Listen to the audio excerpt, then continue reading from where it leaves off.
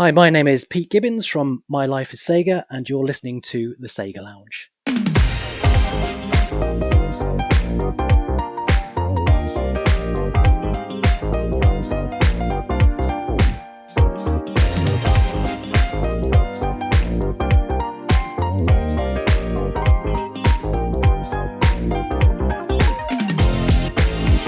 Welcome to the SEGA Lounge, where we celebrate our love for all things SEGA, including the games, the music, and the community. I'm your host, KC. Join me as I talk to different guests and learn more about their projects and passion for SEGA. Welcome to the SEGA Lounge, your weekly SEGA chat podcast. I hope your week went okay and you're feeling happy and energized. It's hard to believe March is already almost over, which means this is our 6th episode of the season, and it really feels like I just came back yesterday. If your reaction to that last sentence was 6 episodes, why not take some time this week to go back and listen to all Season 7 shows? From retrospectives to community and industry guests, I do feel like we've had a solid start to the season. And consider following the podcast on your favorite app so you stay up to date with all new episodes. It's now time for episode 177. Let's talk about it.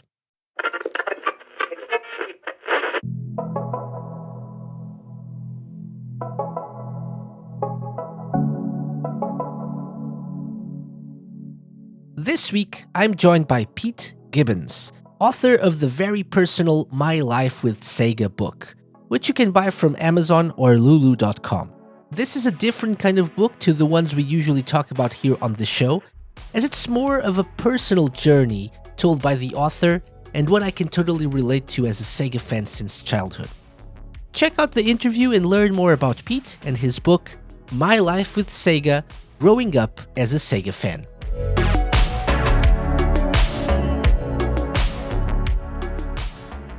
Hello, Pete. Welcome to the SEGA Lounge. Hi, thanks for having me. My pleasure. How's it going? Not too bad, not too bad. It's been an interesting day, been looking forward to this. Same here. Always nice to have fellow community members with interesting projects. And I'm really excited to talk to you about My Life with SEGA, a book you wrote, which is not something that I usually do, to be honest. Haven't had many people on the show who are authors.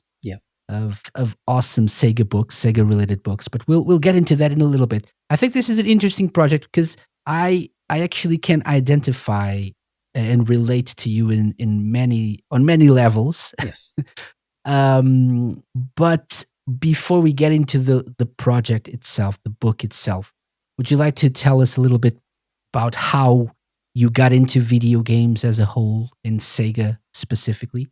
Yeah, I mean, it was all my parents' fault, really. They used to play video games on the Commodore VIC-20 before I could even remember it. And they would sit up till 3, 4 a.m. playing, I think it was called City Bomber, which is very simple, pixelated, playing going across the screen and bombing buildings so it could land. And yeah, I played on that when I was very young, didn't know what I was doing. Then we had a Atari 800 XL. I was aware of the SEGA name because they published a few games on that, like Tapper and Up and Down, but at the time it didn't mean anything. And then, yeah, one evening my dad says, "Who wants a new computer?"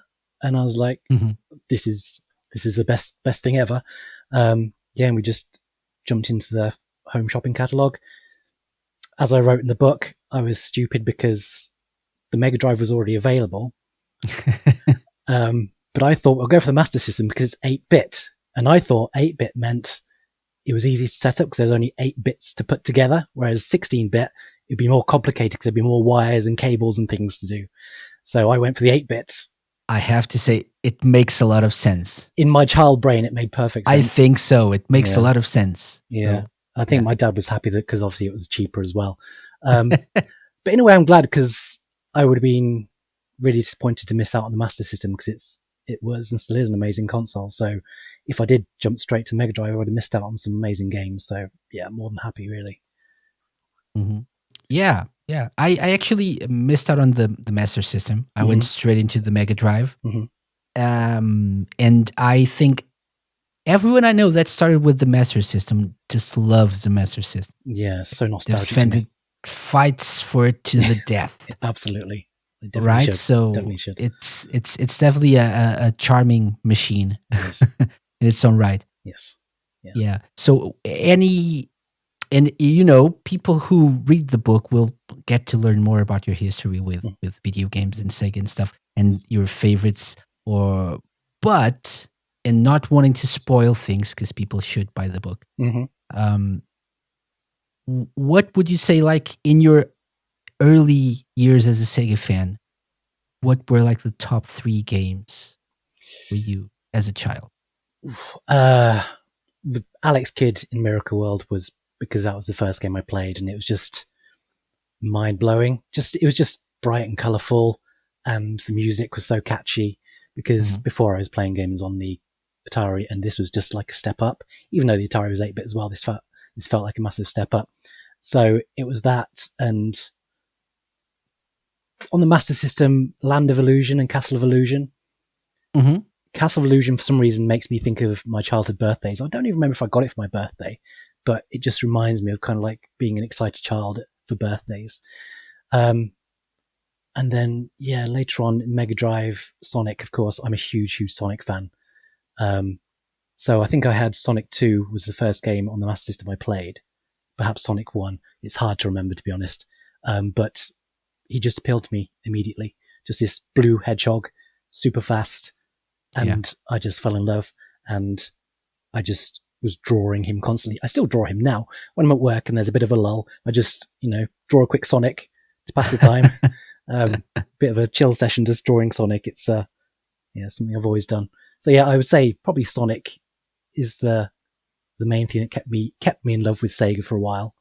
But Streets of Rage and Golden Axe and Mickey Mouse games, there's so much, just so much on there that I was in love with. Yeah, when I got the book and I was just like randomly browsing, I just look, this game I love. Oh, this one I love too. Yeah. So I have many or have had many of the same experiences as you, apart from the Master System. Growing up, that was not a part of my childhood, but and many of the games that you mentioned as like highlights, they were highlights for me as well, which is very nice. That's kind of what I was hoping for. I was hoping for, because obviously the story is about me finding these games and kind of what was happening, how these games affected me, what my life was doing. And I wanted people to be able to relate to that if they could. It didn't matter if they didn't. They could still read about the games and think, oh, I loved that game. But I've had so many people say, oh, I remember feeling that way when I found that game, or remember feeling that way when I was going to get my new console. And that's what I love. That's kind of what I wanted, for people just to think, oh, I remember feeling that good as a child. Because being excited as a child is the best thing. You miss that feeling as you get older. But just the idea that you're going to get a new game for your birthday, it was just the most exciting thing. So I've had people relate to all those feelings, and it's been really nice for them to say that kind of thing. Awesome. Yeah.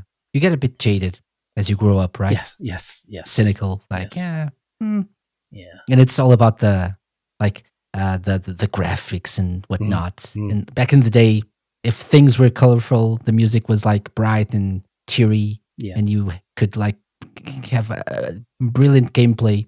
You'd be, even if the game was crap, you'd be happy to have a new game to play, right? Definitely.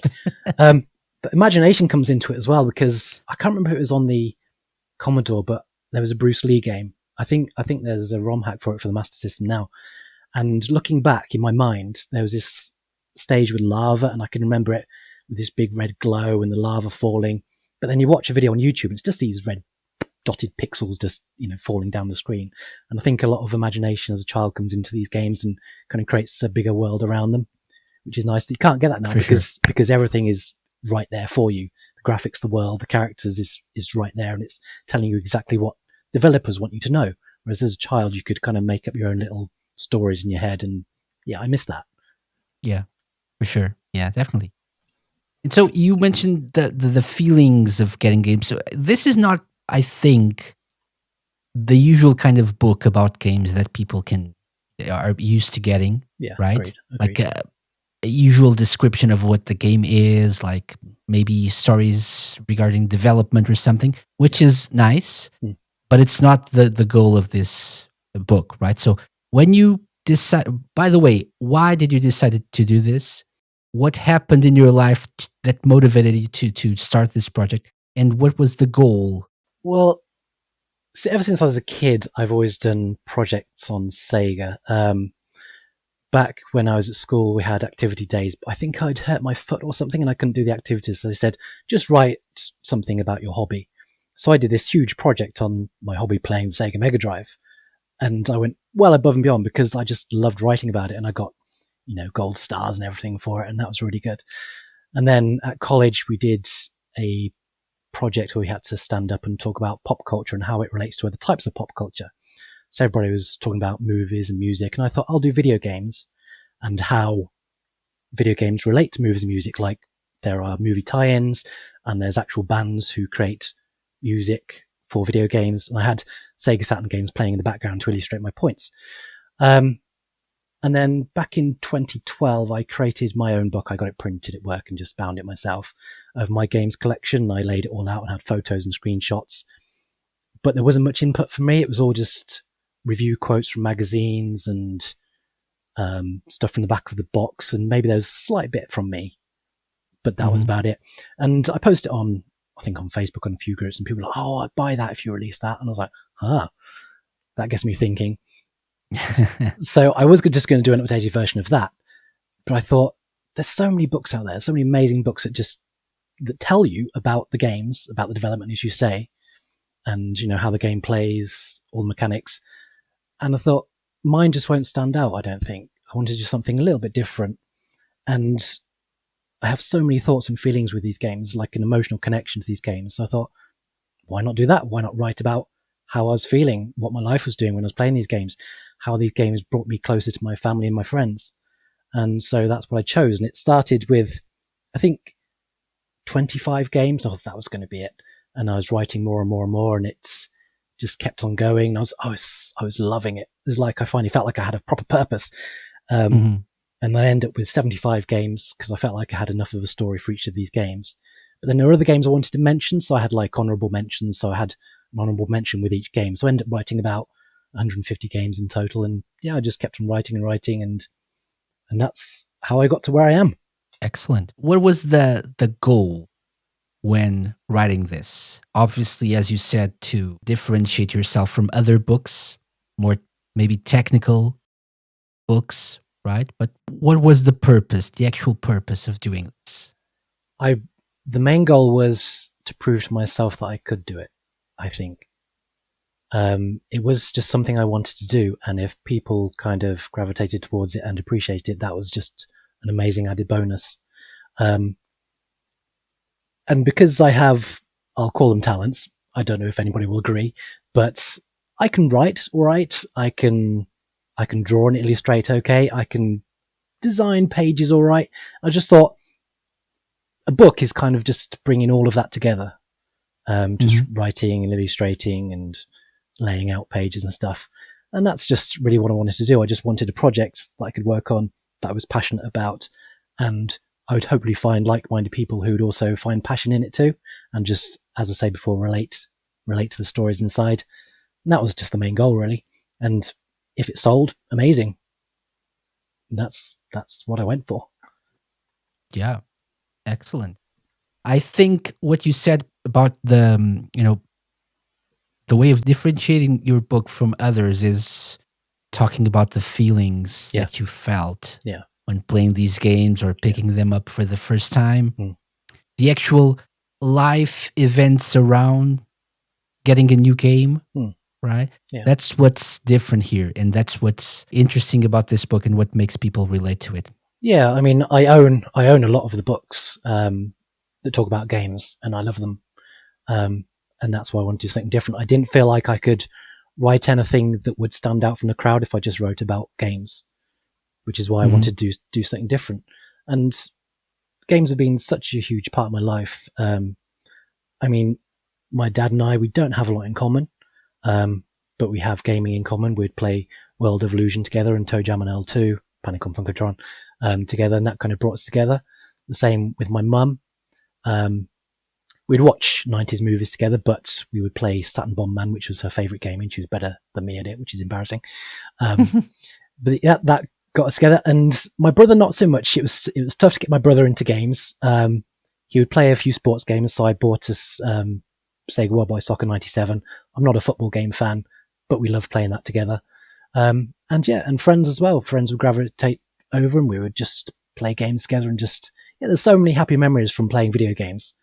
And I don't know, back when I was a child, it was almost taboo to talk about games. When I was at school, I was always kind of championing them, and I was always talking about them, but it was always quite hushed. Like my friends, they were gamers occasionally, but they didn't want to talk about it. It was almost embarrassing.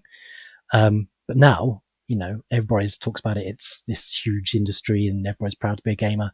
And so, yeah, it was nice. It's nice how it's developed, and it's nice how I found people of that ilk when I was a child, even though they didn't really want to talk about it back then. So yeah, it's there's just a lot of my life is connected to games I was playing at the time, and that's what I wanted to write about. Mm-hmm. Makes sense. What is it about Sega that makes it such a great company to follow and to fall in love with? I don't know. See, Nintendo wasn't on my radar back when we chose the Master System. I don't know why. I can't remember why I just chose Sega. I think, like I said, I saw Sega's name appearing on the back of the cassette boxes. But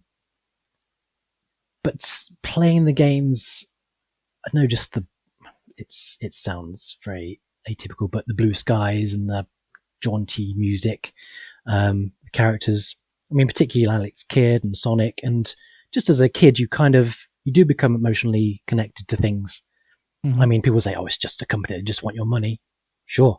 But as a kid, you become connected to things like He-Man was just made to sell toys. But as a kid, you fall in love with his characters and you fall in love with the cartoon. Whereas a cynical person would say, no, it's just there to make money. But you have this emotional connection.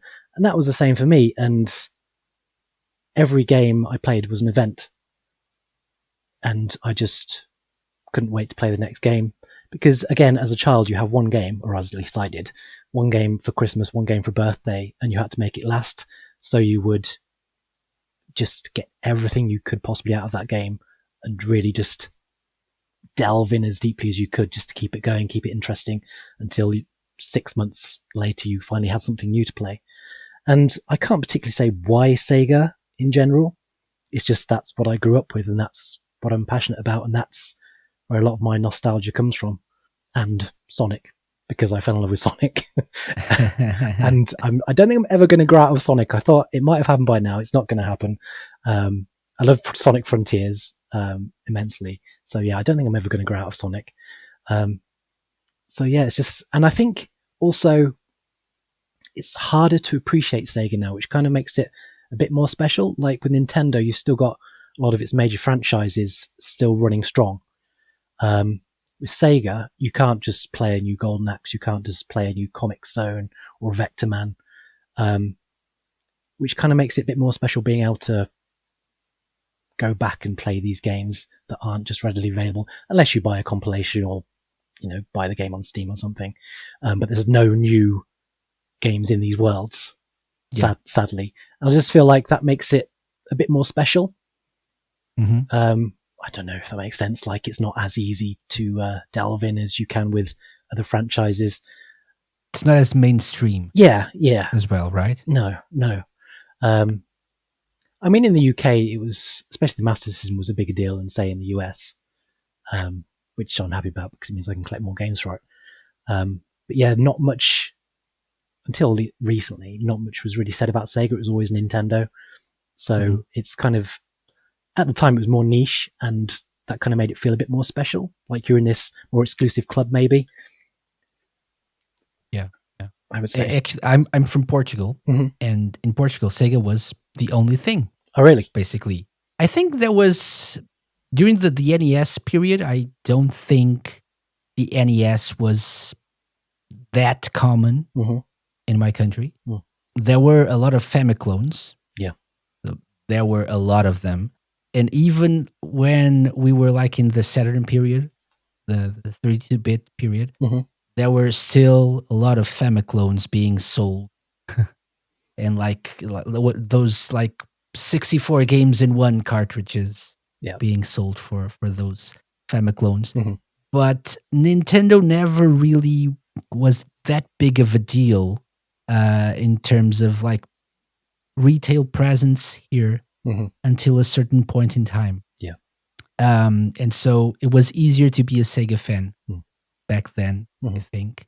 And if you liked video games, you probably had a Mega Drive or a Master System. Yeah. And then a Saturn, which was big here, much bigger than the PlayStation until a certain point in time as well. Oh, nice.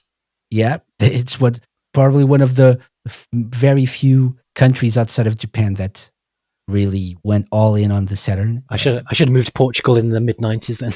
See, yeah, better weather and everything, Yeah.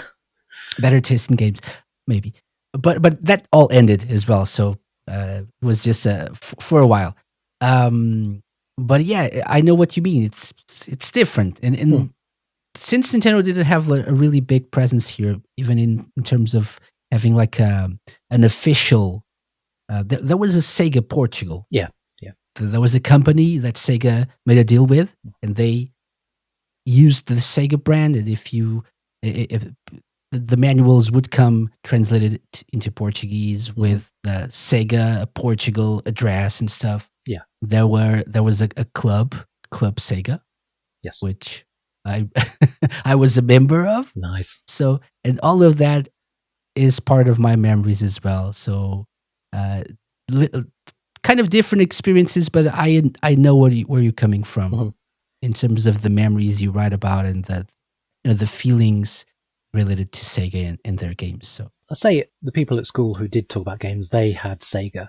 I don't remember anybody having Nintendo. I know a friend had a Game Boy, and he brought it in, and we played Mortal Kombat on that. But I don't remember anyone having a NES or a Super NES, or NES and Super NES as we would call them back then. mhm. But yeah, a few friends had a Mega Drive, like I mentioned in the book about a friend who the one with the rich parents who just happened to give him a couple of Mega Drive games, and I was seething with jealousy because I had to wait till Christmas to even hope to get my hands on those things. But yes, Nintendo it was never really on my radar when I was younger. Mhm. And then when the Saturn came about, as you mentioned, it was obviously between the Saturn and PlayStation, and I was truthfully never going to leave Sega. And I was kind of aware, even then, because I didn't get the Saturn until 1996, because I had to get a part-time job and save up for it. But there was a review of Ridge Racer Revolution and Sega Rally in a magazine, and Sega Rally just looked far more appealing, so I went for the Saturn, and that kind of sealed my decision. Mhm. And I don't regret it. There are so many games on PlayStation I am sad I missed out on, though I have played more of them recently. But again, the Saturn had so many great experiences. I mean, Panzer Dragoon series is incredible, especially the third one, which I adore, and I need to go and play through again at some point. Burning Rangers, Nights into Dreams, Fighters and Megamix. I never got into Japanese Saturn collecting, which is something I might be interested in. So I only really have the PAL UK releases, but yeah, I love the Saturn. It's an amazing console, and Yeah. doesn't get the love it deserves. Same with the Dreamcast. I mean, that was the first console I bought on release day. Queued up for it on release day, and it was very exciting. I bought every magazine with any mention of the Dreamcast in, because by that point I had my own job, so I could easily afford it. And still living at home, it was it was a good time to be a gamer. I had to save up for it Mm-hmm. for a few months. Actually, Yeah. I've talked about this several times, but the first thing that I bought was Sonic Adventure. Yeah, same. Because I had enough money for Sonic Adventure, but I needed a little bit more for the console itself. So I had Sonic Adventure on my desk for months, taunting me like, "You can play me, loser. You have to wait." It was torture. It's been distressing. I tortured myself a little bit back when I had the Mega Drive. My parents couldn't afford to get me the Saturn, and I thought, I'm just never going to get it, because at that point I didn't know how I was going to make any money. But I had this Saturn promotional booklet, and it was exactly the same size as a Mega Drive 2, and it was an image of the basically top of the Saturn. So I would just place it on top of the Mega Drive and pretend I had a Saturn and just sit there pretending. I think if I pretended hard enough, it would come true. But no, I had to get a part-time job cleaning at the local pub to be able to afford it. But yeah, that was torture. But talking about manual, I remember I got Sonic R for Christmas, and I went to my auntie's as I always did every Christmas. But I wasn't allowed to play the Saturn until after dinner, and dinner was late, and I was just poring over that manual. I must have read it 5 times. Just I need to play this game. Yeah, it's crazy.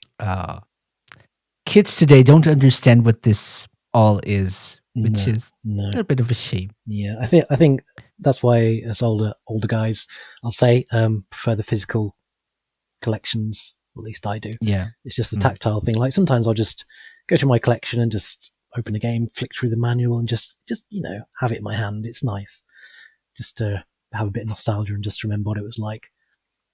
So yeah, it's nice. But yeah, Sonic Adventure. I was so excited for Sonic Adventure. I was reading about it and because the early Dreamcast magazine came with like a VHS video on it, so I watched videos of it and I was ridiculously excited. I was dreaming about it, like constantly dreaming about playing Sonic Adventure until I could finally get my hands on it, and that was incredible. Yeah, I remember I had found a Spanish magazine. I say magazine, it was more like a guide, but not really that thorough. And it had all 6 stories and it explained the characters, like the story and the different levels. And I didn't want to spoil the story, but at the same time, I wanted to at least look at the screenshots. Yeah, and yeah, again, torture, but so good. Yeah, I just remember back in the day. I just remember thinking. I think by that point I was completely into story-driven games because when I was playing on the Master System and Mega Drive, I didn't get into role-playing games. Just all the stats and all the words, it just kind of put me off. I was into platform games, and that was it.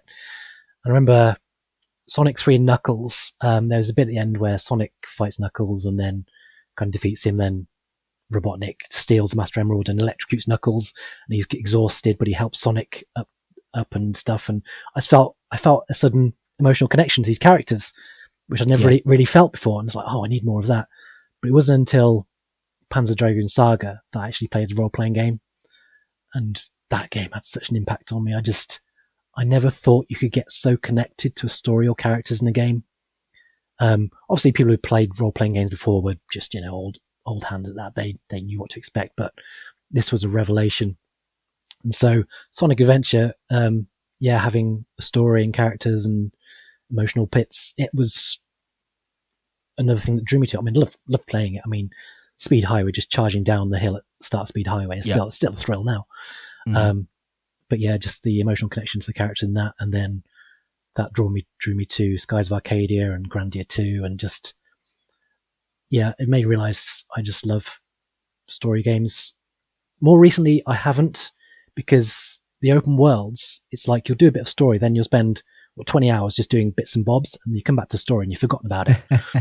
But I just completed God of War Ragnarok at the weekend, and that was incredible. Just, again, it just brought me back to just loving these characters and just wanting to spend time with these characters.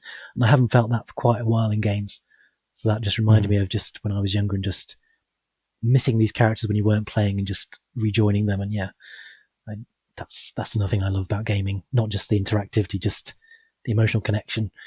Again, when you were younger, that was considered silly to have an emotional connection over a game. But again, now it's how it is. It's expected. Yeah.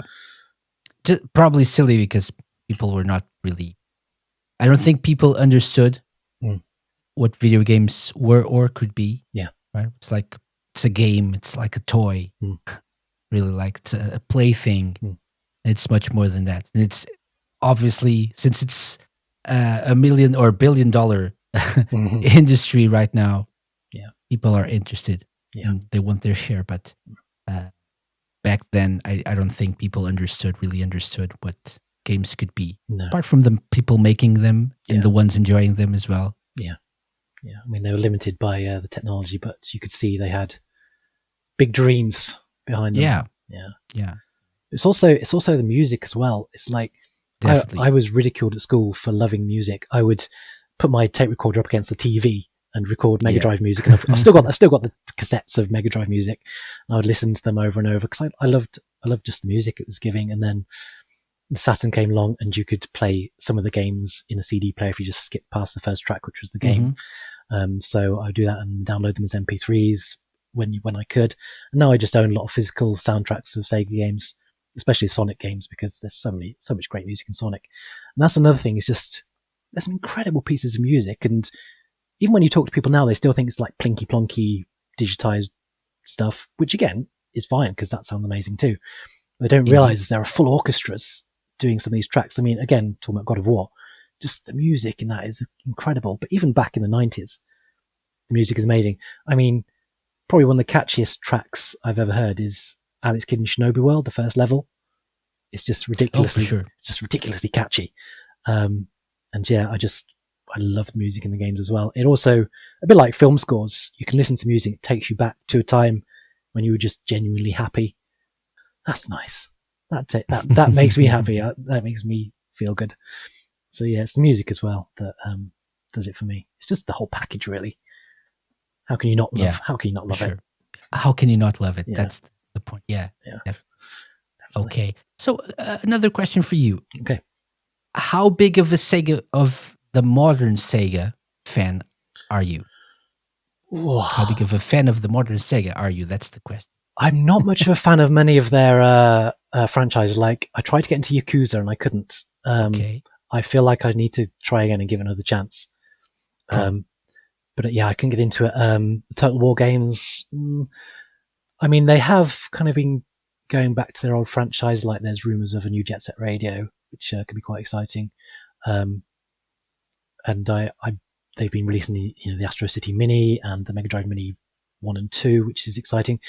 But every time they do like a showcase or something, I always feel disappointed that there's not more classic Sega in there. And that's just subjective. That's my opinion. There are people who love Yakuza and whatever else Sega is putting out. But yeah, I just yearn for classic Sega franchise to be brought back. I mean, Streets of Rage 4, but that wasn't really developed by Sega. Then there's the Alex Kidd remake, which wasn't developed by Sega. We've got all these fans, which Sega like, yeah, you can use our franchises doing these amazing comebacks. But just imagine a Golden Axe like recent God of War. That'd be amazing. And just imagine a beautifully cel-shaded Comic Zone released now with all the ideas that it had back then realized in a AAA game now. It would just be incredible. I just miss the franchises. So I am still a fan of Sega, but mainly for their history. Okay. Rather than their present. Sonic Frontiers, I loved. So, yeah. Because I still love Sonic. So, yeah, they're putting out stuff that I will still buy and I still love. But I just wish they would just delve into their franchises a bit more. I would say try Yakuza again. I would definitely recommend you trying that again. And since they're all on Game Pass, it's really easy to try them. Yakuza 0 is probably the easiest one to get into. Yeah. And it's 80s themed as well. So there's that nostalgia feel as well with like the soundtrack and everything. Yeah, I did feel defective when I wasn't enjoying it. I was like, what is wrong with me? Maybe I'm just not in the right frame of mind or something. So I do definitely need to go back and give them a try because I've heard so many good things and I was like, why aren't I getting this? It's almost like it wasn't like I was enjoying it. It's just I'm not getting this, and maybe I just wasn't in the right frame of mind for it. I think it's your expectations have to be right. So you were probably expecting something, and it's not that serious of a game, right? There's like a very emotional story usually, very well written, usually a lot of twists and turns and stuff. But it's also it's got some of the silliest moments in gaming I've ever experienced. Like, why is this happening? What sense does this make?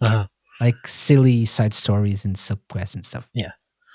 So You can. I mean, you can hire a chicken to manage property. Mm-hmm. You can have like a property management business, and one of your employees can be a chicken.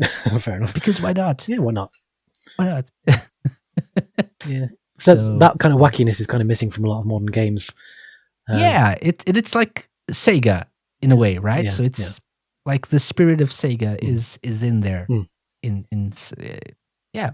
So definitely recommend it if you want to take the time and try it out. Yeah, I feel like I should. But it's obviously not for everyone. So yeah. No, I do feel like I should like it, and that's why I was kind of disappointed in myself more than the game itself when I wasn't getting into it.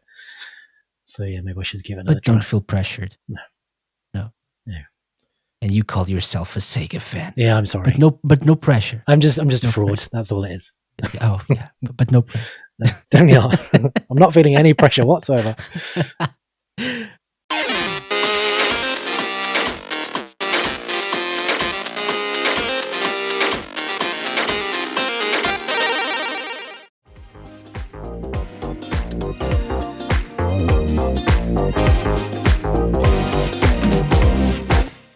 Okay, Pete. So it's time for a quick break from the conversation. Okay.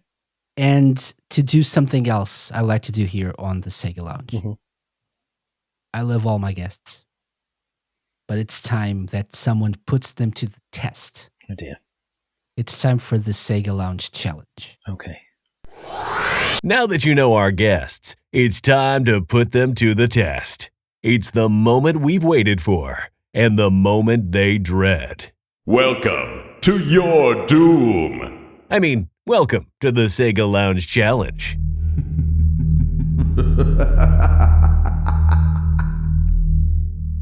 The Sega Lounge Challenge can be anything I want. Mm-hmm. You're a proper diehard Sega fan. So what we'll do is our traditional Ultimate Sega Fan Challenge. Okay. What is the Ultimate Sega Fan Challenge? 10 questions. Mm-hmm. Okay. You get to pick between not just questions, so questions and music. Yep. Okay. But each of these rounds, let's call it rounds, you can choose to have a hard question or an easy question. Okay. If you choose an easy question, you can get 1 point if you get the right answer. If you go for a hard question, 2 points. Mm-hmm. So at the end, the goal is always to get at least 10 points out of the maximum 20. Okay. It's that hard, usually. Mm-hmm. So 10 is more than enough. Mm-hmm. Okay. Are you up for it? Sure. Let's give it a go. It doesn't matter because you're going to have to do it anyway. Okay. So 10 rounds, starting with round number 1, which is a question. Mm-hmm. So easy or hard? Let's see how hard is. We'll go hard. Don't tempt me. Okay. Let's go with this one. In 2008, in Japan, and 2009 in the West, Yuji Naka's studio Probe released a game that required the player to tap a flat surface with their hands to play. This is a Wii game that utilized the Wiimote's accelerometer to pick up the vibrations of the player's taps. What is the name of the game? Oh God, that's I don't know. I thought you were going to say you actually have that like a box. You would put the remote upside down on the box, and you would tap the box or a table like a flat surface. You would tap the flat surface, and the Wii remote would pick up the vibrations and move the character or do whatever the mini game was. I'm gonna have to say I have no idea. No idea whatsoever. No idea. No. Am I going to kick myself when you tell me? I don't know. Would you like to hazard a guess? I can't even guess. I never had a Wii, so I couldn't even guess. Oh no, I'm going to have to pass on that one. You're passing? Yes. Okay. Oh wait. So okay. No, I was thinking of Project Rub then on the DS.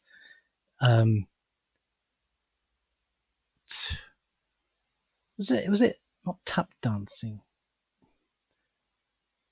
wasn't like hand tap or let's tap, was it? Is that something? You tell me. I feel like it's hand tap, finger tap, or let's tap. Let's tap. Let's go for that. Is that something I've just pulled out of nowhere? Is that your final answer? It's going to have to be because I haven't got anything else. So which one? Let's tap? Yes. Is that even a thing? Is that even a thing? Yes. What do you think? Is there a game called Let's Tap? Maybe. Pete Gibbins. Maybe.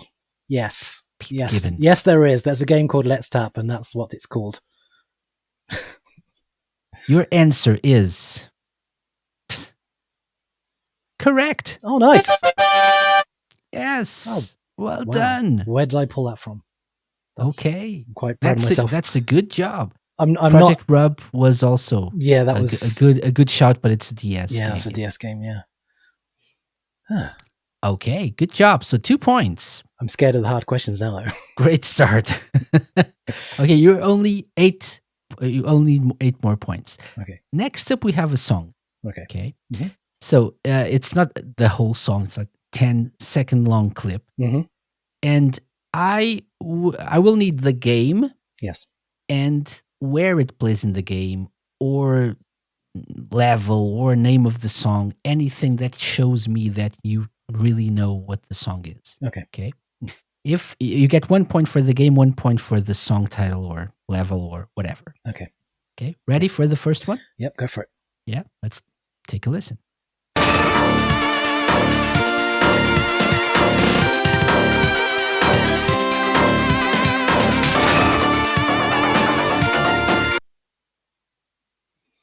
Anything? It's Gunstar Heroes. I'm not sure which level it is. But you can play the first 3 levels in any order, so that's confused me. That is true. I'm going to say the first level, the kind of the wooded area. I could be mistaken.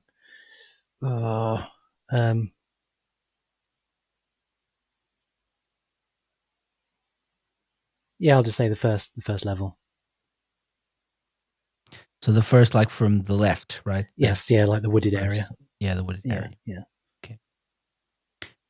Is that your final answer? Hmm. Are you really, really sure? I'm not sure. I'm sure on the game. I know the game.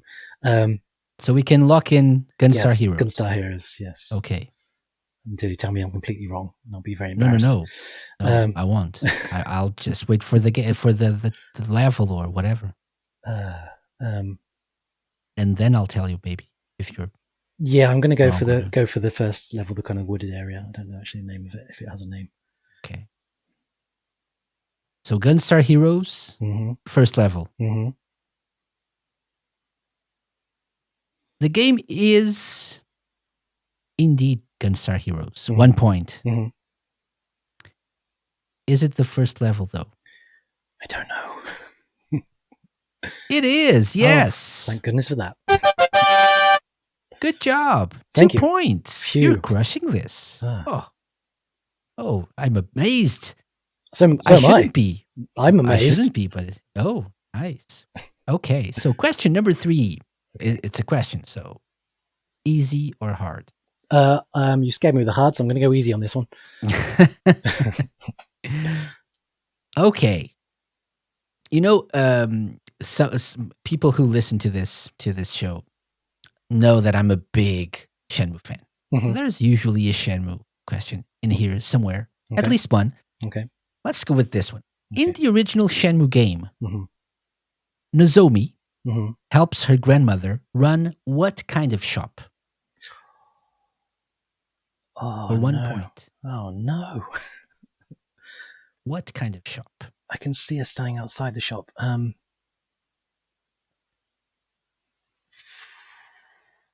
It's a flower shop. I'm going to say flower shop. Are you asking or I'm going to say flower shop. I could be mistaken, but that's what I'm going to say. you're going to say flower shop? Yeah. Are you sure? No. I haven't played it since it came out originally. And I can't remember, but I'm going to say flower shop 'cause that's all I've got. So, final answer. Yes. Flower shop. Mm. Not like a butcher shop or clothes shop. No. Hot dog stand. Don't think it was a hot dog stand. Flower shop is the correct answer. Oh, Yes. phew. That was just an educated guess. That was that wasn't easy. How dare you? It was easy. See, you got the point. Yeah. Okay, good. So, let's go with the second song. Okay. Are you ready? Yes. So 1 point for the game, 1 point for the song itself. Mhm.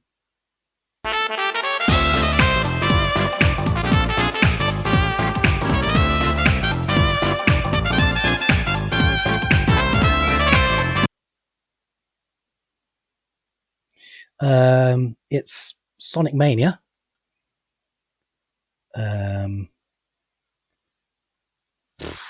What is it? Sonic Mania. It's not Studiopolis. I know it's one of the new ones. It's the sand one, isn't it? What's the sand one called?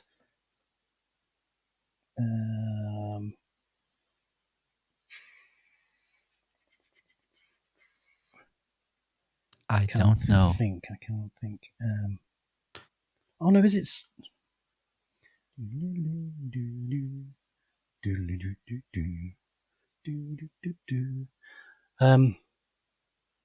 Sand. It's definitely the sand one. Mirage Saloon. Yes, Sonic Mania, Mirage Saloon. That's my answer. Okay. So Mirage Saloon is indeed a level in a zone in Sonic Mania. Mm-hmm. There are different acts, though. Just saying, right? So, I'll go with any idea? Act 1. I've played Sonic Mania so much. I should be better at this. I'm going to go with Act 1. Okay. Yeah. So Sonic Mania Mirage Saloon Mm-hmm. is your answer. Mm-hmm. Sonic Mania is the game. Mm-hmm. So 1 point. Mm-hmm. And it's Mirage Saloon as well. It's Act 2, but okay. I said you needed to know where it played, right? So I think it's fair if I give you the point as well. So 2 points. Well done. Appreciate that. Thank you. Good. Okay, so that means you have 7 points so far. Good. And we're into question 5, and you only need 3 more points to make it. Yes. Okay? To make it out of this alive, at least. Okay. I didn't explain it was to the death. Did I? That's something you need Must to have mention slipped my mind. going in. Yeah. But I didn't have a choice anyway, so yeah. Question number 5. Easy or hard, Pete? Let's have a hard one. A hard one. Yes. Okay. Interesting. What is the name of Alex Kidd's girlfriend, according to the arcade version of Alex Kidd in The Lost Stars? I feel like is it Maria?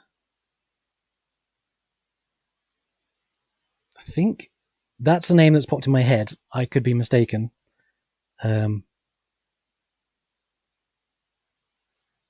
So, Maria? Yeah. Are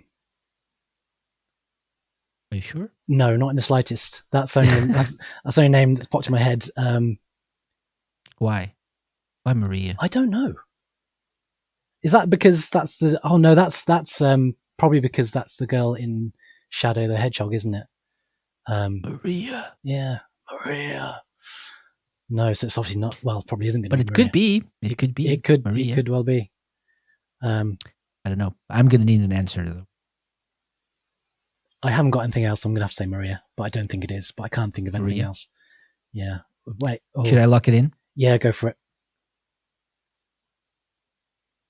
Your answer is incorrect. Unfortunately. What? The correct answer was Stella. Oh, Stella. makes The sense. name of Alex Kidd's girlfriend. Interstellar, Lost Stars. That could make Lost sense. Stars. Yes. Yes. Oh no. Maybe.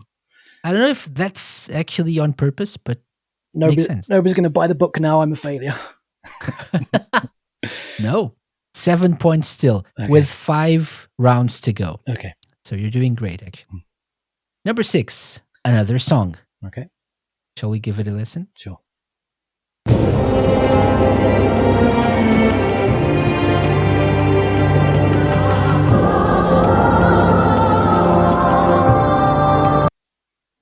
I'd be so upset with myself if I didn't get this. Panzer Dragoon Saga, the title theme. That was a very quick answer. Are you sure? You like put me on tenterhooks, don't you? yes. I'm just here to help, quote unquote, help. Yes, I'm going to say yes. I feel like it is Panzer Dragoon Saga and it is the title screen theme. It's the music that plays on the title screen. You know, at least half of the challenge is dealing with me. The questions aren't even that hard. So your final answer is Panzer Dragoon Saga, Yes. and the song is the full where does it play? the full name. If it's the someone is, I don't know how it's pronounced. Sonami Areru Exansi 2. That's the full name of the song, I believe. That's the lyrics version. Sonami Areru Exansi 2 is the full name of the track, but this is the version that plays over the title theme, I believe. So that's locked in, right? Yes. And so I can now tell you that name is the name of the ending version of the song, right? Mm-hmm. Yeah.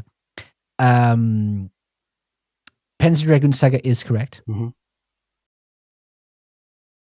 Is it the title screen song, though? Pete Gibbins. It Wow. is. It is. Yes. Stop making me so worried. It's scaring me. The English title is Behold the Precious Wings. Oh, yes. Yeah. Echeval de Genero Sale. I don't know. Something like that, probably, in Latin or whatever this is. Mm. Okay, so 2 points. You're Yeah. doing a very good job. So 9 points already. Mm-hmm. Okay, and we still have 4 rounds to go. Okay. So questions. Or another question. Easy or hard, Pete? Which one? I'm going to go easy. Easy? Yes, I'm going to try and lock in that 10 Let's go points. easy. Let's go easy. In World of Illusion, how do Mickey and Donald attack their enemies? I know you know this one. With a, what do you call it? Like a magic cloak. Like a sheet. A blanket. A blankie. Yeah. Was there an actual name for it? It's just I don't know. This is like this sheet they waft in front of them, and it. Yeah. A cape. Cape or a cloak. Yeah, probably a cloak But would be just- the best Yeah. description of what that thing is. Yeah. I'd say- Correct. 1 yes. point. Yes. Well done. Well done. And that's 10. Excellent. Excellent. So 3 rounds to go. Let's see where you can, how many points you can score. Okay. Because not many people get to 10 points. So this is a momentous occasion. Good. Question number 8. No, not question. Song number 8. This is the last song. Okay. And so we're going to turn it up a little bit into hard mode. No. Okay. The song is reversed. Great. Okay. Can you recognize this song even when played in reverse? Okay. Again, 1 point for the song, 1 point for where it plays in the game. Mhm. Let's take a listen.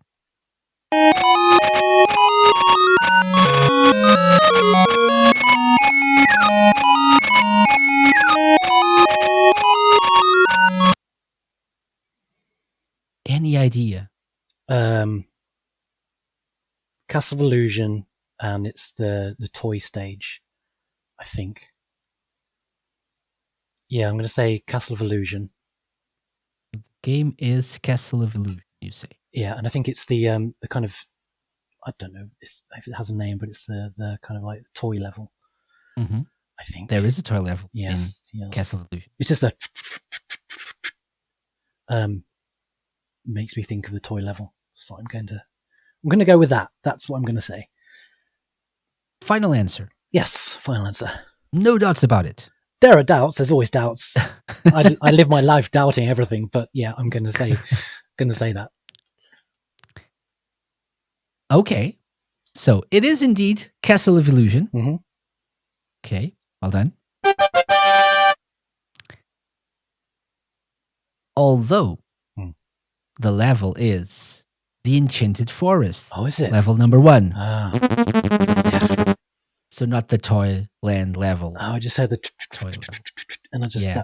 This is how it should have sounded.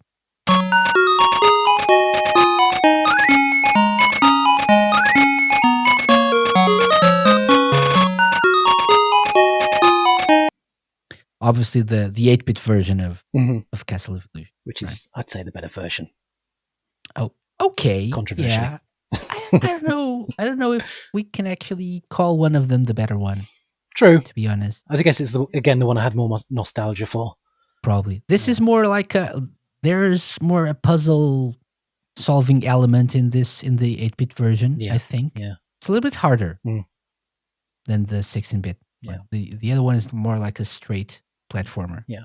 Yeah. I love Castle of Illusion. It's the first game I ever completed. And it was, I think that's probably why it holds such a high spot for me. Excellent. And I'm not sure if you noticed this, but I took the songs from games you mentioned in the book. Oh, yes. I'm glad I got the games. I'm glad I got the games right, at least. Most of them, or if not all of them, were at least 4 stars. Mm-hmm. Got 4 stars from you, so yep. I knew you would probably recognize at least some of them, and you got them all, which is amazing. Disappointed I didn't get the stage in Castle of Illusion, but yeah. I'm glad I got the games. Excellent. So 2 questions left. Okay. Number 9 is the last one in which you can pick between an easy or hard question, because number 10 is a hard question always. So would you like an easy one now or 2 hard ones? For variety's sake, I'm going to go easy. For variety's sake. It's more embarrassing if I get the easy one wrong. That's the problem. That's true. Okay. Let's go with this one. Is this easy? I think it probably is. In the original Sonic the Hedgehog for the Mega Drive, what is the code you need to input in the title screen to unlock level select? Up, down, left, right, and hold A and press start.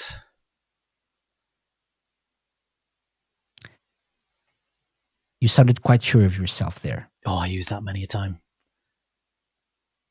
Yeah, up, down, left, right, hold A and press start, and that should take you to the level select screen. Okay. Good job. Thanks. Well done. 1 point. Okay. Question number 10. Okay. Hard question. Last one for 2 points and for glory, for bragging rights. So far you have 4, 5, 7, 9, 10, 11, 12 points, which is amazing in itself. Can we get to 14? Probably not. Okay. We're going to try. Okay. So, are you familiar with a little game called Streets of Rage 2? I am familiar. Okay. So, let's talk about Fantasy Zone then. In the Fantasy Zone universe, gosh darn it. What is the name of Opa Opa's brother? I didn't even know he had a brother. I didn't even Long know. lost brother.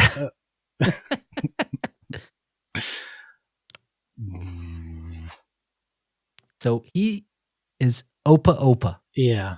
right? Yeah. Everyone loves Opa Opa. Oh, of course. Yeah. Of course. Yes. What's the name of Opa Opa's brother? I have no idea. I didn't even know he had a brother. It's going to be something. It's going to be something similar, like Lopa. So we've got Opa. Oompa Loompa. Yeah, that would make it even more interesting. Oopa.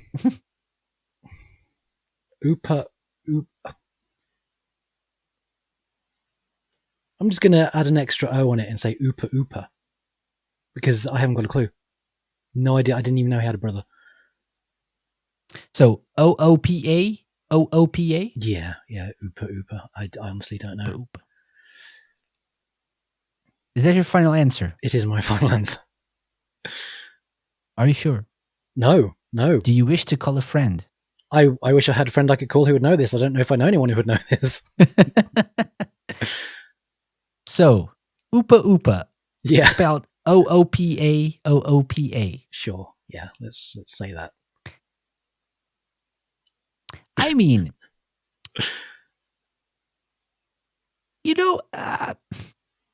so if you hadn't spelled the name, I would probably have given you 2 points. Okay. But since you did, because the correct answer is, it's Oopa Oopa, but UPA. Oh.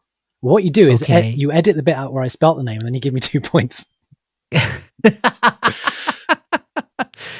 So I don't know. I am pretty brutal, known as being pretty brutal, and people are saying I'm getting soft in my old age. I'm more than happy if you give me 1 point because I will give you 1 point for the pronunciation, and take one for the spelling. That's fair enough. That was just. I think it's fair. So 1 point, which still makes it a pretty amazing score at the end. So. Well done. Thank you. 13 points. Unlucky for some. In our ultimate Sega fan challenge, Pete. So that means you get our official Sega Lounge seal of approval, which I will send to you afterwards. Thank you. Good job. Okay. Thank you for playing the game. No worries. It was fun. It's never easy. That's good. What were you going to ask? So you were going to ask a Streets of Rage 2 question, were you? No. I was just looking for something and making time while I was looking for something. Oh, fair enough. Yeah. I had Streets of Rage 2 questions as well. Maybe next time. I was going to say, because when you said Streets of Rage 2, I was like, I've got a chance of this because I know the game pretty well. Yeah, that was a diversion. And I've only played Fancy Zone a few times. Streets of Rage 2 questions for My Life with Sega Part 2. Yes, when, definitely. When you release the next book. Yes, in my next book. If I have another book in me, who knows? The retirement years. Yeah. So for people listening to this and thinking, should I get the game? Should I get the book? Mm-hmm. Can you tell us a little bit about how it's structured? Yeah. And why you decided to go with this sort of structure for My Life with Sega?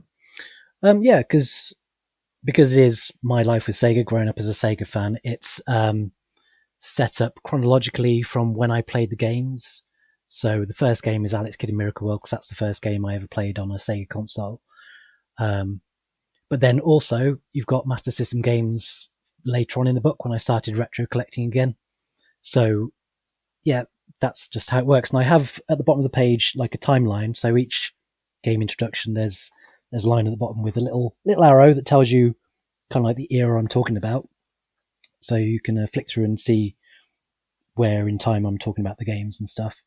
And that's just how it's structured. So I have it laid out in 3 sections. The school years, which is mostly Master System and Mega Drive games. The college years, which is almost exclusively Saturn games, because that's what I was collecting when I was at college. And the work years, which is Dreamcast, because that starts with Dreamcast. Some Sega games on Xbox 360, PSP, Neo Geo Pocket Color. So yeah, that's really how it works. And like I said, the work years section is when I started retro collecting. I got a Mega Drive and Master System back and started collecting for those. So there's games for those systems in there. And so, yeah, when you get to the back of the book, it might be a bit odd to find Master System games reappearing. But yeah, it's just how my life with Sega went, really. Mm-hmm. And Makes sense. Yeah, that's how it's structured. So each game, it has box art, which is just a scan of my game. Some of them have some of my own artwork. So I created some artwork for the book, and then I've been drawing and doing Sega artwork throughout my life. So I've used some older things and just used that. There are photos from the past, just images of the consoles. Yeah, it's just, as it says, my life with Sega. Yeah. But yeah, some interesting stories, like when I met Richard Darling, the founder of Codemasters, when he just randomly appeared at this small event in a very small village, and I played Psycho Pinball for the first time. Another event where I went to, because I worked at games, so I talked about working at game. We went to a gaming event, and that's where I first saw Outrun 2. So there's other like trade events and kind of gaming events, but it's basically what was happening in my life at the time, how it related to the game, how the game affected my life at the time, and that's kind of how it's laid out. So yeah, each of the 75 games has an honorable mention, which I've tried to link with the main game. So, for example, let's find an example. As I just flick through, like Nights into Dreams, the honorable mention is Christmas Nights, because it's an obvious link. Toy Story, the honorable mention is Lion King, because Disney games. And yeah. Just games I wanted to talk about. Not all of them were my favorites. Or there were some games that were my favorites when I was younger, which I don't really appreciate now. So yeah. And that's just how it went. And there's images of some of the soundtracks and some of the merchandise I have. So if you're looking to find some Sega trinkets, you might find some information in there as well. Yep. I like when you mentioned the Outrun 2 section of the book, you posted pictures of your actual phone of the time with pictures in them, because you can't really extract them from the phone. Yeah, my old Sony Ericsson or whatever it was. That's a little bit of actually a trip back in time as well. Yes, right? Definitely. So it shows how things have evolved. Yeah. In terms of technology as well. I did try and find a way of getting old photos off an old, like it's one of the earliest color phones, of trying to get the photo off there. But no, I just thought I'll just take a photo of the phone with the image on it of me next to a blue Spartan. And we queued it for Halo 2. But yeah, it's it was That's fun. Awesome. That's awesome. Yeah. Back when and how can people get the book, actually? Where can people get it? There's a few different ways. You can go to lulu.com, LULU.com, and just search Sega, and it's on there. They're the publishers, so you can get it direct from the publisher. It's available on Amazon. Just search My Life with Sega, and it's various other outlets as well, like the Book Depository, Barnes & Noble in America have it. So I'd just say Google My Life with Sega, or just go on Amazon or lulu.com, and it's there for the taking. Excellent. And it's a great book, so thank you. People should actually do that. Try to get it. I hope so. Recommend it. Yeah. And I'd encourage anybody who does buy it just to get in touch and let me know what you think. I'd love the feedback. I'd love to hear what people think about it. It'd be amazing. Excellent. Yeah. And all of the links, as per usual, will be in the show notes, so do check them out and get in touch with Pete. Yeah. Pete, great. One last question that I ask of all my guests. Okay. Blast processing. Ever heard of it? Yes. Yes. So if you could add blast processing to anything in the world, what would it be and why? Probably my car.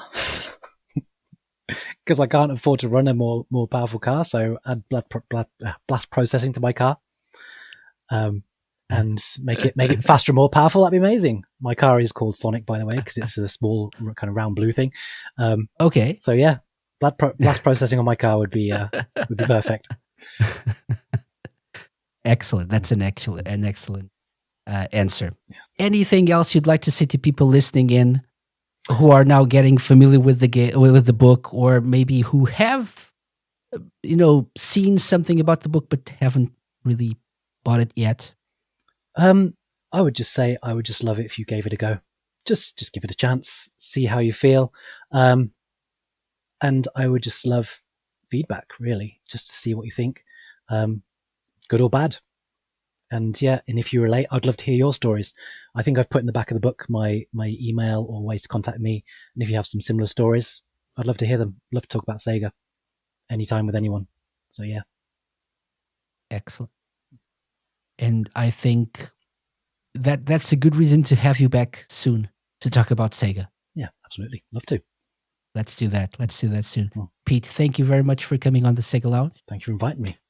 All the best for My Life with Sega and maybe My Life with Sega Part 2. Maybe if I have any more The stories. later work years. Yeah. The retirement years. Yes, definitely. Definitely. When I start playing all the Yakuza games, then I can start writing about those. The Yakuza years. Yes. Yes. A book just about that. It's got a good ring to it, that has. When I joined the Yakuza. Yeah. I could get him in trouble. Yeah, probably. Okay, Pete, thank you very much. No problem.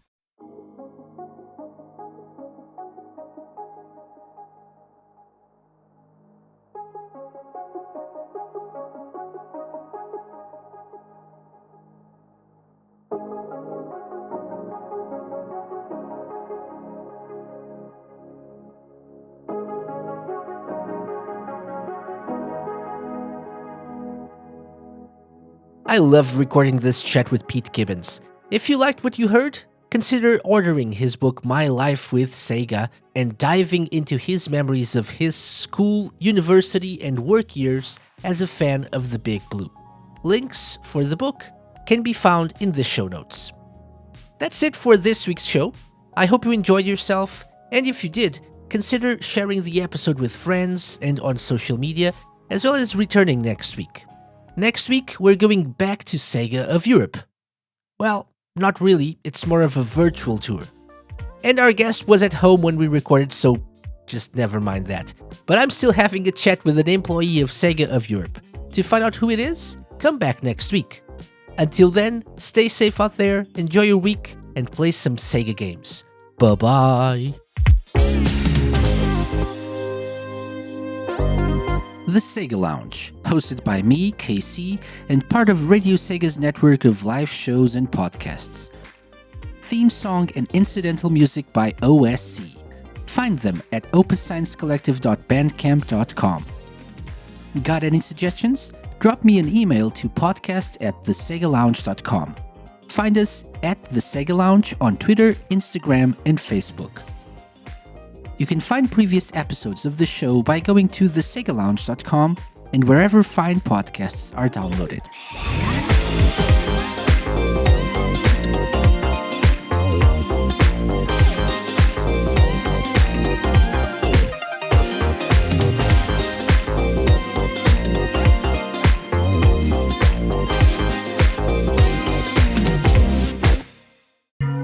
A Mixed On Productions podcast.